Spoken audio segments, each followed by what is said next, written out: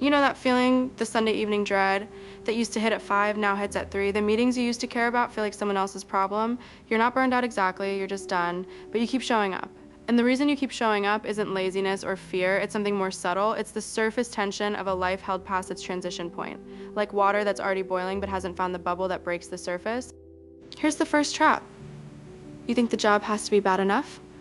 Maybe you don't hate it? Nobody's mistreating you. The pay is decent, and because it's not genuinely terrible, you tell yourself you don't have the right to leave.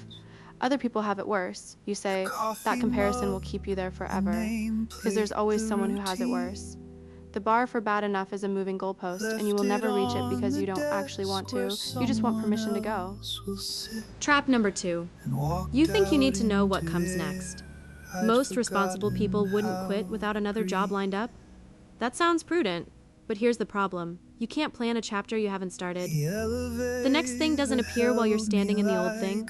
It reveals itself in the gap you create by leaving. Waiting for clarity before you move is like waiting for the road to appear before you step off the path. The road gets made by walking. Trap 3. You think the choice is binary. Full-time work or full retirement. Either you're grinding 40 hours a week or you're sitting in a recliner watching daytime television. But that's a false dichotomy. There's a vast middle ground that nobody talks about. Part-time work. Consulting, a passion project that pays nothing but means everything. Seasonal work that gives you months off. The either-or framing is a cage you built from 2 options when there are actually 200. Trap 4. You treat assumptions about money as facts. Yes, real financial constraints exist. I'm not pretending otherwise. But many people operate on unexamined fears rather than actual budget math. They've never sat down and calculated what they actually need versus what they currently spend. The number in your head is almost always bigger than the number on the page. Fear rounds up. Math doesn't.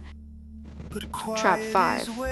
You think paid employment is the only way to get what work provides? Structure, social contact, purpose, identity. These are real things and work delivers them in one convenient package, but they are not exclusive to employment.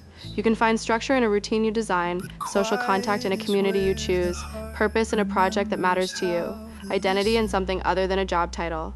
The container is not the contents, you can pour the contents into a different cup. And trap 6, the one most people won't admit, you secretly hope the decision will be made for you. Maybe the company downsizes, maybe a health scare forces a reckoning, maybe something external pushes you out so you don't have to choose. It's the most human impulse in the world. Choosing is hard, being chosen for is easier, but abdicating the decision costs you agency, it costs you timing, and it means the story of your life gets written by circumstance instead of by you. Here's what I've come to understand.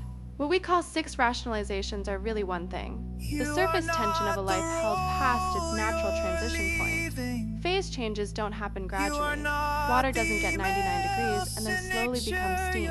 It reaches the threshold and then it leaps.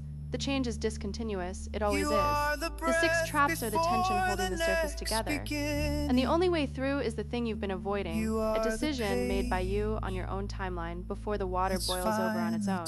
You don't need the job to be bad enough. You don't need to know what comes next. You just need to break the surface.